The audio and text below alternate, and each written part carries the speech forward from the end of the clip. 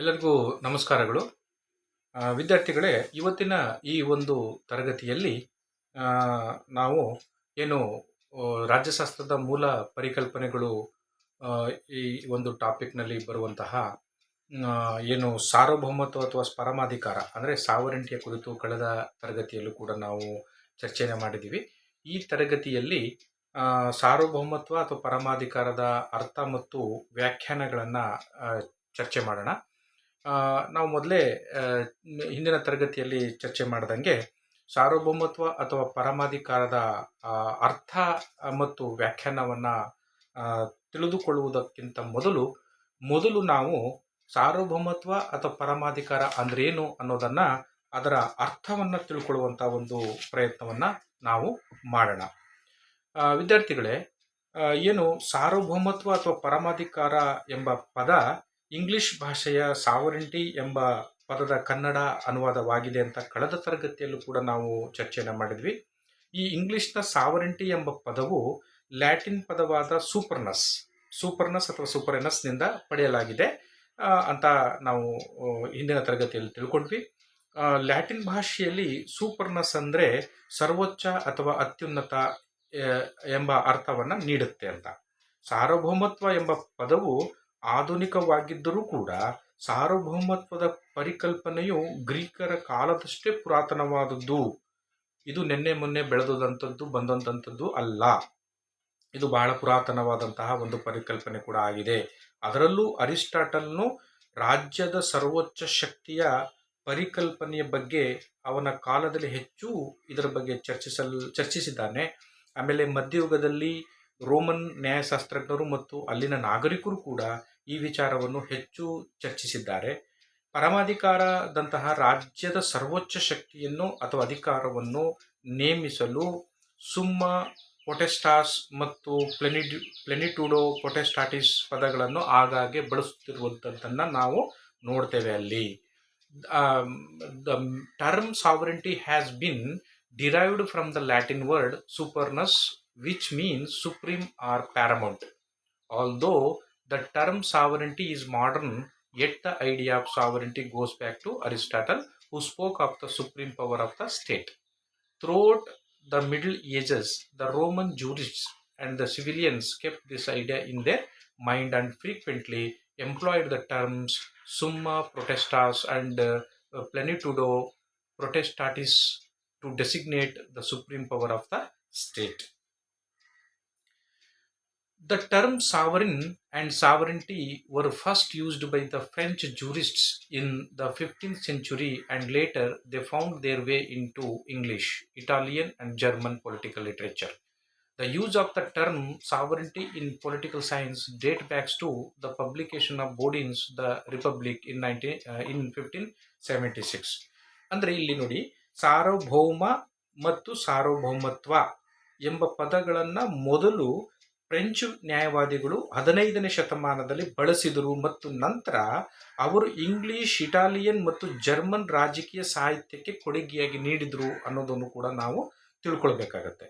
ರಾಜಕೀಯ ವಿಜ್ಞಾನದಲ್ಲಿ, ರಾಜ್ಯಶಾಸ್ತ್ರದಲ್ಲಿ ಸಾರ್ವಭೌಮತ್ವ ಎಂಬ ಈ ಪದದ ಬಳಕೆಯು 1570ರಲ್ಲಿ ಬೋಡಿನ್ರ ದಿ ರಿಪಬ್ಲಿಕ್ ಎಂಬ ಗ್ರಂಥ ಏನು ಬಿಡುಗಡೆ ಆಯಿತು, ಪ್ರಕಟಣೆ ಆಯಿತು, ಅಲ್ಲಿಂದನೂ ಕೂಡ ಅದನ್ನು ನಾವು ಬಳಸ್ತಾ ಬರ್ತಾ ಇರುವಂಥದ್ದನ್ನು ನಾವು ನೋಡ್ತೇವೆ.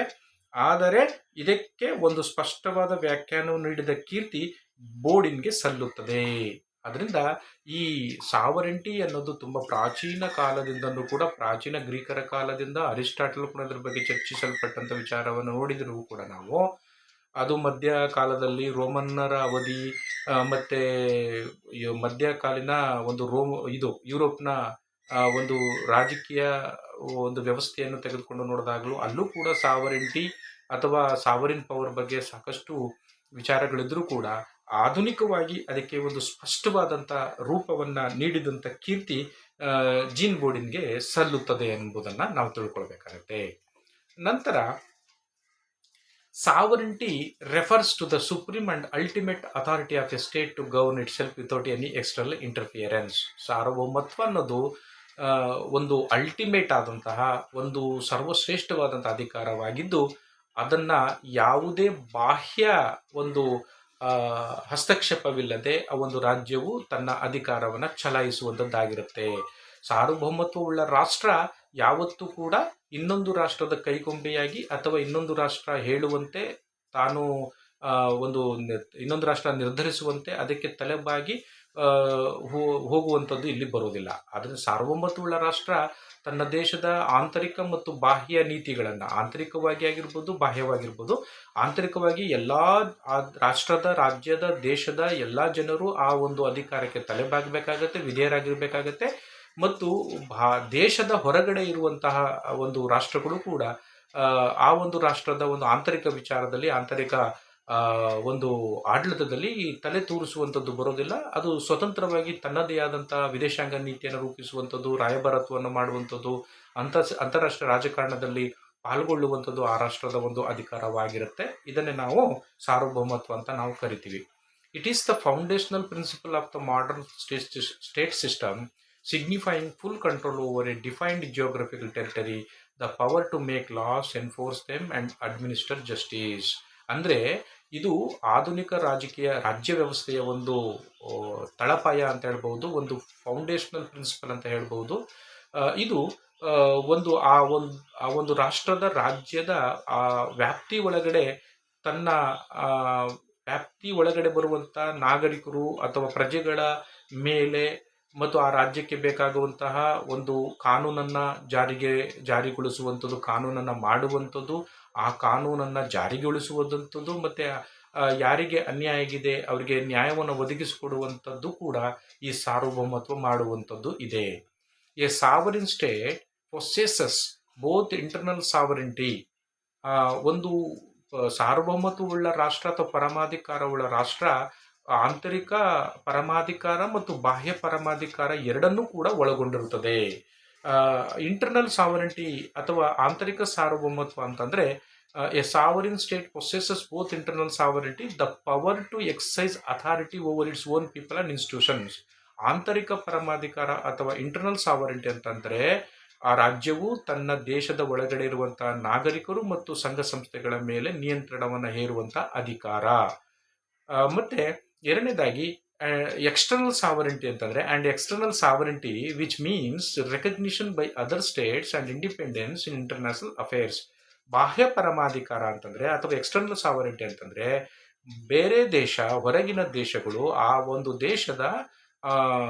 ದೇಶದ ಒಂದು ಸಾರ್ವಭೌಮತ್ವವನ್ನು ರೆಕಗ್ನೈಸ್ ಮಾಡುವಂಥದ್ದು, ಮತ್ತು ಆ ರಾಜ್ಯವು ಸ್ವತಂತ್ರವಾಗಿ ಅಂತಾರಾಷ್ಟ್ರೀಯ ರಾಜಕಾರಣದಲ್ಲಿ ತನ್ನದೇ ಆದಂಥ ರಾಯಭಾರತ್ವ ಮತ್ತು ವಿದೇಶಾಂಗ ನೀತಿಯನ್ನು ಮಾಡುವಂಥದ್ದು ಕೂಡ ಇದರಲ್ಲಿ ಬರುತ್ತೆ. ಅದರಿಂದ ಈ ಸಾರ್ವಭೌಮತ್ವವುಳ್ಳ ರಾಷ್ಟ್ರ ಅಂತಂದರೆ ಅದು ಇಂಟರ್ನಲ್ ಸಾವರಿನ್ಟಿಯನ್ನು ಹೊಂದಿರಬೇಕು ಮತ್ತು ಎಕ್ಸ್ಟರ್ನಲ್ ಸಾವರಿನ್ಟಿಯನ್ನು ಹೊಂದಿರಬೇಕು. ಉದಾಹರಣೆಗೆ ಭಾರತ ಆಗಸ್ಟ್ 15, 1947ಕ್ಕಿಂತ ಮುಂಚೆ ಭಾರತಕ್ಕೆ ಏನು ಹೇಳ್ತೀವಿ ನಾವು, ಆಂತರಿಕ ಸಾರ್ವಭೌಮತ್ವ ಮತ್ತು ಬಾಹ್ಯ ಸಾರ್ವಭೌಮತ್ವ ಎರಡೂ ಕೂಡ ನಾವು ಆ ಸಂದರ್ಭದಲ್ಲಿ ಏನು ಮಾಡಿದ್ದೀವಿ ಅಂತ ಇರಲಿಲ್ಲ. ಈ ಬ್ರಿಟಿಷರು ನಮ್ಮನ್ನು ಆಳ್ತಾ ಇದ್ರಿಂದ ನಮಗೆ ಒಂದು ಸಾರ್ವಭೌಮತ್ವದ ಅಧಿಕಾರ ಇಲ್ಲಿ ಇರಲಿಲ್ಲ. ಭಾರತ ಆವಾಗ ಆಗಸ್ಟ್ 15, 1947ಕ್ಕಿಂತ ಹಿಂದೆ ಭಾರತ ಒಂದು ಸಾರ್ವಭೌಮತ್ವ ರಾಷ್ಟ್ರ ಆಗಿರಲಿಲ್ಲ. India was not A sovereign state before August 15, 1947. ಯಾಕಂದರೆ ಬ್ರಿಟಿಷರು ಆ ಸಂದರ್ಭದಲ್ಲಿ ನಮ್ಮನ್ನು ಆಳ್ತಿದ್ರು. ಬ್ರಿಟಿಷರೇ ಎಲ್ಲ ರೀತಿಯ ಕಾನೂನು ಕಾಯ್ದೆಗಳನ್ನು ಮಾಡ್ತಿದ್ರು, ಅದನ್ನು ನಮ್ಮ ಮೇಲೆ ಹೇರ್ತಾ ಇದ್ರು. ಆ ಒಂದು ಕಾನೂನು ಕಾಯ್ದೆಗಳ ವಿರುದ್ಧವಾಗಿ ನಡ್ಕೊಂಡ್ರೆ ನಮ್ಮನ್ನು ಶಿಕ್ಷಿಸುವಂಥದ್ದು ಬರ್ತಿತ್ತು. ಆ ಎಲ್ಲ ಕಾಯ್ದೆ ಕಾನೂನುಗಳನ್ನು ಬ್ರಿಟನ್ನ ಪಾರ್ಲಿಮೆಂಟಲ್ಲಿ ಅದನ್ನು ಪಾಸ್ ಮಾಡಲಾಗ್ತಿತ್ತು. ಅದಕ್ಕೆ ಸಂಬಂಧಪಟ್ಟಂಥ ಅಧಿಕಾರಿಗಳು, ಜನರಲ್ಸ್ಗಳನ್ನೆಲ್ಲ ಇಲ್ಲಿ ಕಳಿಸ್ತಾ ಇದ್ರು. ಅದರ ಮೂಲಕ ಬ್ರಿಟನ್ನು ನೇರವಾಗಿ ನಮ್ಮನ್ನು ನಿಯಂತ್ರಣ ಮಾಡಿ ತನ್ನ ಭಾರತದ ಮೇಲೆ ಅಧಿಕಾರವನ್ನು ಚಲಾಯಿಸ್ತಿದ್ದರಿಂದ ಭಾರತ ಒಂದು ಸಾರ್ವಭೌಮತ್ವ ಉಳ್ಳ ರಾಷ್ಟ್ರ ಆಗಿರಲಿಲ್ಲ. ಯಾವಾಗ ಭಾರತ 1947 ಆಗಸ್ಟ್ 15ರಂದು ಸ್ವಾತಂತ್ರ್ಯವನ್ನು ಗಳಿಸ್ಕೊಳ್ತು, ಅಲ್ಲಿಂದ ನಂತರ ಭಾರತವನ್ನು ನಾವು ಏನಂತ ಕರಿತೀವಿ, ಒಂದು ಸಾರ್ವಭೌಮತ್ವವುಳ್ಳ ರಾಷ್ಟ್ರ. ಅದರಿಂದನೇ ನಮ್ಮ ಸಂವಿಧಾನದ ಪ್ರಿಯಾಂಬಲ್ನಲ್ಲೂ ಕೂಡ, ಪ್ರಸ್ತಾವನೆ ಅಥವಾ ಪೀಠಿಕೆಯಲ್ಲೂ ಕೂಡ ನಾವು ಭಾರತವನ್ನು ಸಾರ್ವಭೌಮತ್ವವುಳ್ಳ ರಾಷ್ಟ್ರ ಅಂತ ನಾವು ಕರಿತೀವಿ. ಈಗ ಅಂದರೆ ಭಾರತ ಈಗ ಇಂಟರ್ನಲಿ ಸಾವರಿನ್ ಸ್ಟೇಟೇ, ಎಕ್ಸ್ಟರ್ನಲಿ ಸಾವರಿನ್ ಸ್ಟೇಟೇ. ಯಾಕಂದರೆ ಭಾರತದ ಒಳಗಡೆ ಯಾವುದೇ ರೀತಿಯ ಕಾನೂನು ಕಾಯ್ದೆಗಳನ್ನು ಪಾಸ್ ಮಾಡಿಕೊಳ್ಳುವಂಥದ್ದು, ಆ ಕಾಯ್ದೆ ಜಾರಿಗೊಳಿಸುವಂಥದ್ದು, ಅದನ್ನು ಉಲ್ಲಂಘಿಸಿದರೆ ಅವರಿಗೆ ಶಿಕ್ಷೆ ಕೊಡುವಂಥದ್ದು ಎಲ್ಲವೂ ಕೂಡ ಬರ್ತದೆ. ಎಕ್ಸ್ಟರ್ನಲ್ ಸಾವರಿಟಿ ಅಂತಂದರೆ ಭಾರತ ವಿಶ್ವ ರಾಜಕಾರಣದಲ್ಲಿ, ಜಾಗತಿಕ ರಾಜಕಾರಣದಲ್ಲಿ ಭಾಗವಹಿಸುವಂಥ ಸಂದರ್ಭದಲ್ಲಿ ವಿದೇಶಾಂಗ ನೀತಿಯನ್ನು, ತನ್ನದೇ ಆದಂಥ ವಿದೇಶಾಂಗ ನೀತಿಯನ್ನು ರೂಪಿಸುವಂಥ ಅಧಿಕಾರ ಅದಕ್ಕಿದೆ. ತಮ್ಮದೇ ಆದಂಥ ರಾಯಭಾರಿಗಳ ನೇಮಕ ಮಾಡುವಂಥದ್ದು, ರಾಯಭಾರತ್ವವನ್ನು ನಡೆಸುವಂಥದ್ದು ಎಲ್ಲವೂ ಕೂಡ ಭಾರತಕ್ಕೆ ಇರುವಂಥದ್ದು. ಅದರಿಂದ ಭಾರತ ಈಗ ಸಾರ್ವಭೌಮತ್ವವುಳ್ಳ ರಾಷ್ಟ್ರ ಅಂತ ಕರಿತೀವಿ ನಾವು. and external sovereignty, which means a recognition by other states and independence in international affairs. The concept implies that no other power is above the sovereign authority within a given territory. ಆದ್ದರಿಂದ ಯಾವುದೇ ಒಂದು ರಾಷ್ಟ್ರದ ಭೂಪ್ರದೇಶದ ಒಳಗಡೆ ಸಾರ್ವಭೌಮತ್ವವನ್ನು ಹೊಂದಿರುವಂಥ ರಾಷ್ಟ್ರವು ತನ್ನ ಎಲ್ಲ ಅಧಿಕಾರವನ್ನು ಬಳಸಿಕೊಂಡು ಸ್ವತಂತ್ರವಾಗಿ ಕಾರ್ಯವನ್ನು ನಿರ್ವಹಿಸುತ್ತೆ. ಅದನ್ನು ಪ್ರಶ್ನಿಸುವಂಥ ಅಧಿಕಾರ ಯಾರಿಗೂ ಕೂಡ ಇರುವುದಿಲ್ಲ. ಇನ್ನೇ ಡೆಮೋಕ್ರೆಟಿಕ್ ಸಿಸ್ಟಮ್ ಅಂದರೆ ಪ್ರಜಾಪ್ರಭುತ್ವ ವ್ಯವಸ್ಥೆಯಲ್ಲಿ ಸಾವರಿಟಿ ರೆಸ್ಟ್ಸ್ ವಿತ್ ದ ಪೀಪಲ್. ಸಾವರಿಟಿ ಅಥವಾ ಪರಮಾಧಿಕಾರ ಅನ್ನೋದು ಜನರ ಕೈಯಲ್ಲಿ ಇರುತ್ತೆ. ಅಂದರೆ ಪ್ರಜಾಪ್ರಭುತ್ವ ಇರುವಂಥ ವ್ಯವಸ್ಥೆಯಲ್ಲಿ, ಉದಾಹರಣೆಗೆ ಭಾರತದಂಥ ರಾಷ್ಟ್ರಗಳು, ಭಾರತ, ಅಮೆರಿಕ, ಬ್ರಿಟನ್, ಆಸ್ಟ್ರೇಲಿಯಾದಂಥ ರಾಷ್ಟ್ರಗಳು ಏನು ಪ್ರಜಾಪ್ರಭುತ್ವ ರಾಷ್ಟ್ರಗಳಾಗಿದ್ದಾವೆ, ಆ ರಾಷ್ಟ್ರಗಳಲ್ಲಿ ಸಾರ್ವಭೌಮತ್ವ ಅಥವಾ ಪರಮಾಧಿಕಾರ ಅನ್ನೋದು ಜನರ ಕೈಯಲ್ಲಿ ಇರುತ್ತೆ. In a democratic system, sovereignty rests with the people who delegate it to elected representatives, whereas in autocracies or monarchies, it may reside with a single ruler. ಪ್ರಜಾಪ್ರಭುತ್ವವನ್ನು ಹೊಂದಿರುವಂಥ ರಾಷ್ಟ್ರಗಳಲ್ಲಿ ಅಧಿಕಾರವು ಜನರ ಕೈಯಲ್ಲಿರ್ತದೆ. ಅದೇ ರೀತಿಯಲ್ಲಿ ಈ ನಿರಂಕುಶ ಪ್ರಭುತ್ವ ಇರೋ ಕಡೆ ಮತ್ತೆ ನಿರಂಕುಶ ಪ್ರಭುತ್ವ ಇರೋ ಕಡೆ ನಿರಂಕುಶಾಧಿಕಾರಿಗಳ ಕೈಯಲ್ಲಿ ಸಾರ್ವಭೌಮತ್ವ ಅಥವಾ ಪರಮಾಧಿಕಾರ ಇರುತ್ತೆ. ಮತ್ತು ಅದೇ ರೀತಿಯಲ್ಲಿ ರಾಜಪ್ರಭುತ್ವ ಈ ಬ್ರಿಟನ್ನಲ್ಲಿ ಇತ್ತಲ್ಲ, ಅದೇ ರೀತಿಯಲ್ಲಿ ರಾಜಪ್ರಭುತ್ವ ಏನು ಮೊನಾರ್ಕೀಸ್ ಅಂತ ಏನು ಹೇಳ್ತೀವಿ ನಾವು, ಮೊನಾರ್ಕಿ ಇರೋ ಕಡೆ ಏನಾಗ್ತದೆ ಅಂತಂದರೆ ಅಲ್ಲಿ ರಾಜರ ಕೈಯಲ್ಲಿ ಈ ಪರಮಾಧಿಕಾರ ಅಥವಾ ಸಾರ್ವಭೌಮಾಧಿಕಾರ ಇರುವಂಥದ್ದನ್ನು ನಾವು ನೋಡ್ತೇವೆ. ಆಮೇಲೆ sovereignty is essential for maintaining law and order and political stability, and it forms the legal and moral basis of a state's action both domestically and internationally. ಏನು ಸಾರ್ವಭೌಮತ್ವ ಅನ್ನೋದು ತುಂಬ ಬಹಳ ಪ್ರಮುಖವಾದಂಥ ಅಂಶವಾಗಿದ್ದು, ಅದು ತನ್ನ ದೇಶಕ್ಕೆ, ರಾಜ್ಯಕ್ಕೆ ಬೇಕಾಗುವಂಥ ಕಾನೂನು ಸುವ್ಯವಸ್ಥೆಯನ್ನು ಕಾಪಾಡಿಕೊಳ್ಳುವಂಥದ್ದು, ರಾಜಕೀಯ ಸ್ಥಿರತೆಯನ್ನು ಕಾಪಾಡಿಕೊಳ್ಳುವಂಥದ್ದು, ಮತ್ತು ಕಾನೂನನ್ನು ಮಾಡುವಂಥದ್ದು, ಜಾರಿಗೊಳಿಸುವಂಥದ್ದು, ಇದು ಕೂಡ ಒಂದು ಲಕ್ಷಣ ಅಂಶ ಆಗಿರುವಂಥದ್ದನ್ನು ಕೂಡ ನಾವು ನೋಡ್ತೇವೆ. ಮತ್ತು ಭಾಳ ಮುಖ್ಯವಾಗಿ ಡೊಮೆಸ್ಟಿಕಲ್ ಆ್ಯಂಡ್ ಗ್ಲೋಬಲಿ ಅಂದರೆ ದೇಶದ ಒಳಗಡೆ ರಾಷ್ಟ್ರೀಯವಾಗಿ ಮತ್ತು ಅಂತಾರಾಷ್ಟ್ರೀಯವಾಗಿ ಆ ಒಂದು ರಾಷ್ಟ್ರವು ಸಾರ್ವಭೌಮತ್ವವನ್ನು ಹೊಂದಿದ್ರೆ ತನ್ನ ಎಲ್ಲ ಅಧಿಕಾರವನ್ನು ತಾನು ಸ್ವತಂತ್ರವಾಗಿ ಮಾಡುವಂಥದ್ದು ಆ ರಾಷ್ಟ್ರಕ್ಕೆ ಸಿಗುವಂಥದ್ದು. ಅಂದರೆ ಆಂತರಿಕವಾಗಿ ಅಂತಂದರೆ ತನ್ನ ದೇಶದ ಒಳಗೆ ಸಂಪೂರ್ಣವಾದಂಥ ಒಂದು ನಿಯಂತ್ರಣವನ್ನು ಹೊಂದಿರುವಂಥದ್ದು ಆ ರಾಷ್ಟ್ರಕ್ಕೆ, ಆ ರಾಜ್ಯಕ್ಕೆ ಸಿಗುತ್ತೆ. ಅದೇ ರೀತಿಯಲ್ಲಿ ಬೇರೆ ರಾಷ್ಟ್ರಗಳು ಕೂಡ ನಮ್ಮ ಒಂದು ಏನು ಆಡಳಿತದಲ್ಲಿ ಮೂಗು ತೂರಿಸೋದಾಗ್ಲಿ, ಡಿಕ್ಟೇಟ್ ಮಾಡೋದಾಗ್ಲಿ ಮಾಡೋದಕ್ಕೆ ಬರೋದಿಲ್ಲ. ಆದ್ದರಿಂದ ಆ ರಾಷ್ಟ್ರ ಸಾರ್ವಭೌಮತ್ವವುಳ್ಳ ರಾಷ್ಟ್ರ ಅಥವಾ ಪರಮಾಧಿಕಾರವುಳ್ಳ ರಾಷ್ಟ್ರವು ತನ್ನದೇ ಆದಂಥ ಒಂದು ಅಧಿಕಾರವನ್ನು ತನ್ನದೇ ಆದ ರೀತಿಯಲ್ಲಿ, ತನಗೆ ಬೇಕಾದ ರೀತಿಯಲ್ಲಿ ಆಡಳಿತವನ್ನು ನಡೆಸ್ಕೊಂಡು ಹೋಗುವಂಥ ಒಂದು ಅಧಿಕಾರ ಅದಕ್ಕೆ ಸಿಕ್ಕಿರುತ್ತೆ ಅಂತ. ಈಗ ಬಹಳ ಮುಖ್ಯವಾಗಿ ಈ ಪರಮಾಧಿಕಾರ ಅಥವಾ ಸಾರ್ವಭೌಮತ್ವ ಅಂತ ಏನಿದೆ ಅದರ ಒಂದು ವ್ಯಾಖ್ಯಾನಗಳನ್ನು ನೋಡೋಣ.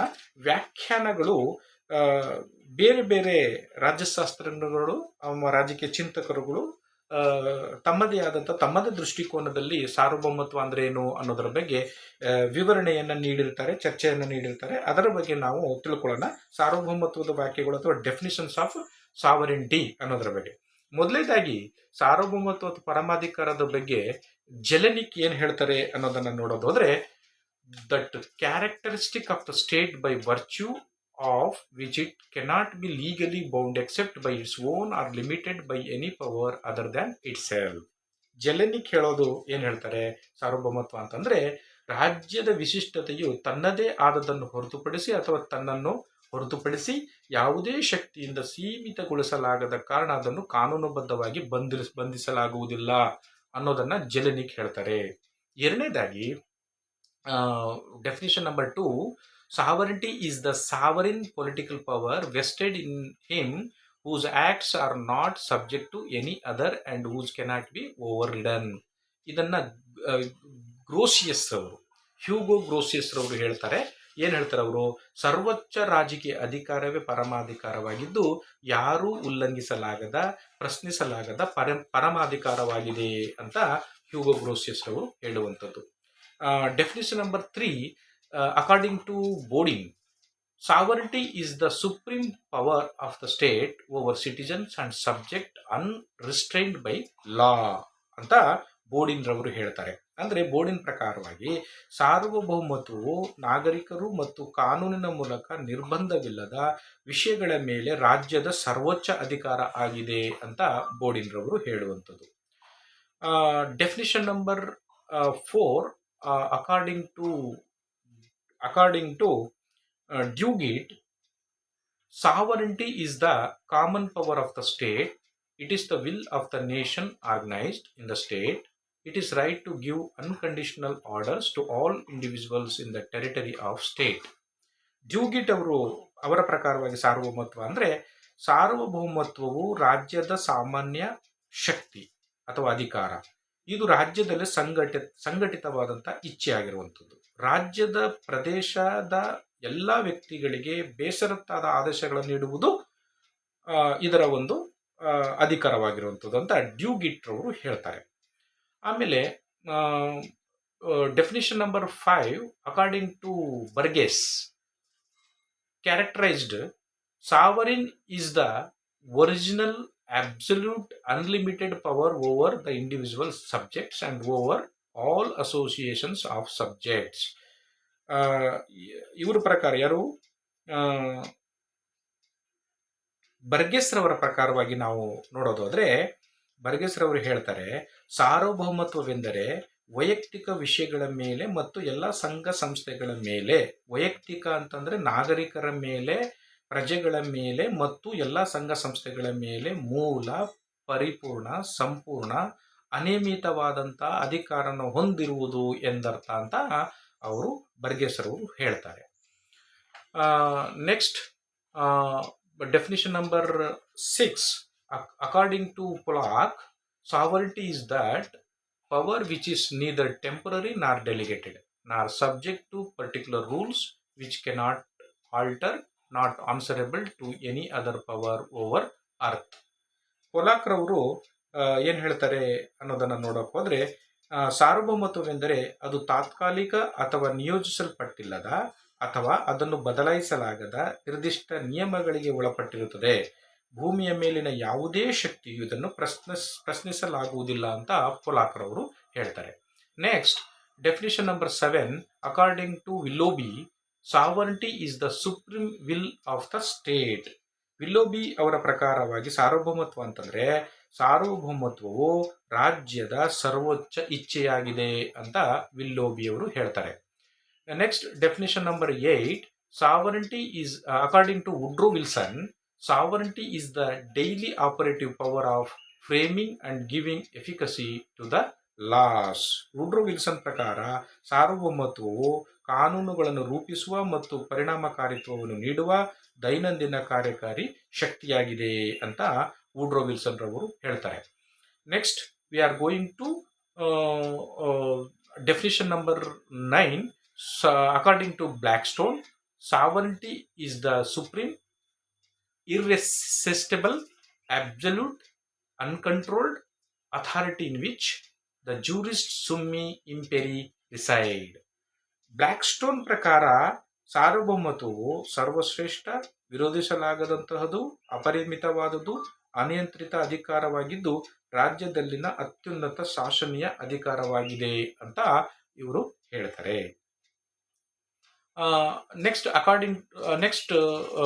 definition number 10, according to Lasky, the sovereignty is legally supreme over an individual or group. ಈ ಪೊಸೆಸಸ್ ಸುಪ್ರೀಂ ಕೋರ್ಸಿವ್ ಪವರ್. ಲಾಸ್ಕಿ ಏನು ಹೇಳ್ತಾರೆ ಅಂತಂದ್ರೆ, ಸಾರ್ವಭೌಮತ್ವ ಅಂತಂದ್ರೆ ವ್ಯಕ್ತಿಗಳ ಅಥವಾ ಗುಂಪುಗಳ ಮೇಲೆ ಬಲ ಪ್ರಯೋಗ ಪಡುವ ಕಾಯ್ದೆ ಹೊಂದಿರುವ ಸರ್ವಶ್ರೇಷ್ಠವಾದ ಅಧಿಕಾರವೇ ಪರಮಾಧಿಕಾರ ಅಂತ ಹೇಳ್ತಾರೆ. ಧನ್ಯವಾದಗಳು. ನಮಸ್ಕಾರ.